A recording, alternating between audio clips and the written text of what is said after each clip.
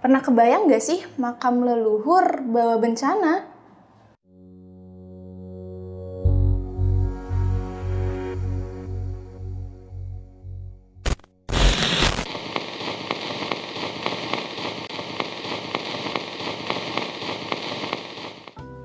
Halo Sineton, kembali lagi di BBM Bahas-Bahas Movie. Di episode ke-6 kali ini, kita bakal bahas salah satu film horor Korea Selatan yang sempat booming karena atmosfer mistis dan ceritanya yang gak biasa. Nah, film yang akan kita bahas yaitu Exhuma. Dan seperti biasa, kita pasti akan bahas film pendek buatan teman kita yang kali ini judulnya Mesaiban. Yuk simak bareng-bareng! Jadi, film Exhuma ini rilis pada tanggal 22 Februari 2024. Film horor supranatural asal Korea Selatan yang disutradarai oleh Jang Jae-hyun, sutradara yang juga dikenal lewat film horor religi swaha seperti The Six Fingers dan The Priest. Jang Jae-hyun telah meraih berbagai penghargaan bergengsi, salah satunya termasuk sutradara terbaik di Baeksang Arts Awards 2024 dan Blue Dragon Film Awards 2024 untuk film Exhuma ini. Nah, untuk rating dari film ini sendiri cukup mengesankan. Di situs IMDb, film ini mendapat skor 6,9 dari 10. Lalu masuk ke bedah film yang pertama. Alur dari film ini menggunakan struktur linear progresif, tapi dengan pacing yang perlahan di awal lalu meningkat tajam di pertengahan hingga akhir, kita dibawa masuk ke suasana mencekam secara perlahan lewat investigasi ritual dan interaksi antar tokoh. Meski agak lambat di awal, namun build up-nya solid dan membuat ketegangan makin nyata. Dan di plot utama berkisar pada ritual pemindahan makam seorang leluhur dari keluarga kaya yang menyebabkan berbagai kejadian supranatural. Ceritanya berkembang dari misteri supranatural menjadi kisah tentang warisan kutukan. Kekuatan plotnya terletak pada cara film ini menggabungkan budaya Korea tentang geomansi, ritual, dan kepercayaan arwah. Twistnya juga cukup mengejutkan, memperlihatkan bahwa masalahnya bukan hanya tentang satu roh, tapi ada sesuatu yang lebih besar dan mengakar. Lalu dari segi penokohan, karakter utamanya diperankan oleh aktor-aktor besar Korea seperti Choi Min-sik dan Kim Go-eun. Masing-masing karakter ini punya latar belakang dan motivasi kuat. Menurutku, penampilan Kim Go-eun sebagai dukun muda ini sangat menonjol, nampilin sisi tenang dan berani. Jadi highlight tersendiri dalam film ini.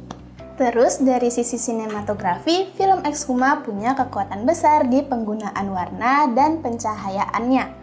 Warna yang digunakan cenderung desaturasi abu-abu, hijau gelap, dan coklat kusam yang bikin suasana terasa dingin dan menyeramkan. Namun, beberapa penonton mungkin merasa visualnya terlalu gelap, terutama di adegan malam atau dalam ruangan.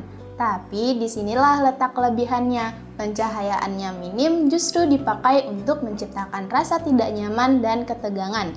Kameranya pun sering bermain dengan bayangan dan cahaya obor atau lilin. Jadi tiap cahaya yang muncul terasa punya makna spiritual. Ini bukan visual yang asal gelap, tapi udah terkonsep untuk membangun atmosfer. Dan itu berhasil, nuansa mistisnya jadi terasa kuat tanpa harus banyak jump scare. Nah, aku tunjukin beberapa komentar dari netizen.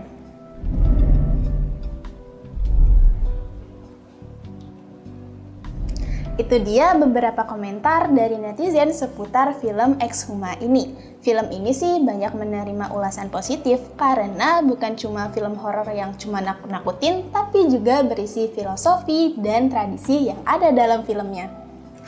Rating dari aku untuk film Exhuma ini sih 8,5/10. Dari segi visual, atmosfer, dan penggabungan elemen mistis Koreanya yang kental jadi nilai utamanya. Beberapa bagian mungkin terasa lambat, tapi secara keseluruhan ini film horor yang cerdas dan punya pesan kuat. Nah, itu dia review film dari Exhuma. Sekarang ayo kita lanjut untuk review film pendek buatan temen aku yang kali ini judulnya Mesaiban.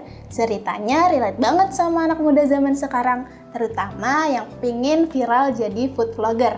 Tokohnya, Ricky, remaja 17 tahun ini ikut-ikutan bikin konten review makanan tanpa peduli tradisi. Padahal kakaknya udah ngingetin buat ngejot dulu, alias menghaturkan saiban sebelum makan. Tapi Ricky ngerasa itu buang-buang waktu. Setelah berkali-kali kontennya sepi, dia baru sadar mungkin ada yang dia lupakan. Sampai akhirnya kebiasaan ngejot itu malah jadi ciri khasnya. Unik banget karena dari situ dia mulai dikenal sebagai food vlogger dengan sentuhan budaya Bali.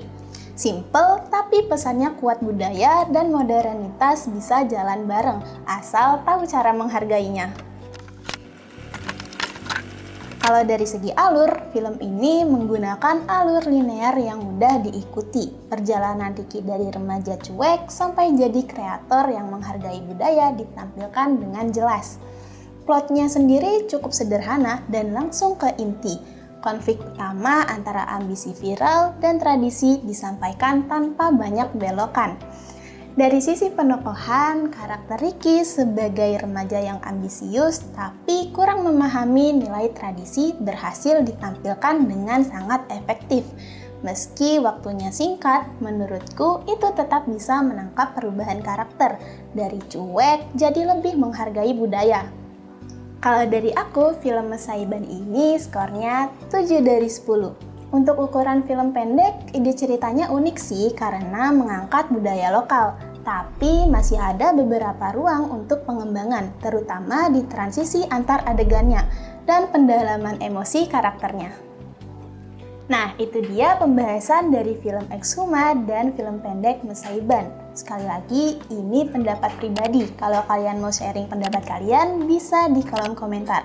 Jangan lupa like dan subscribe biar nggak ketinggalan episode-episode berikutnya. Bye-bye!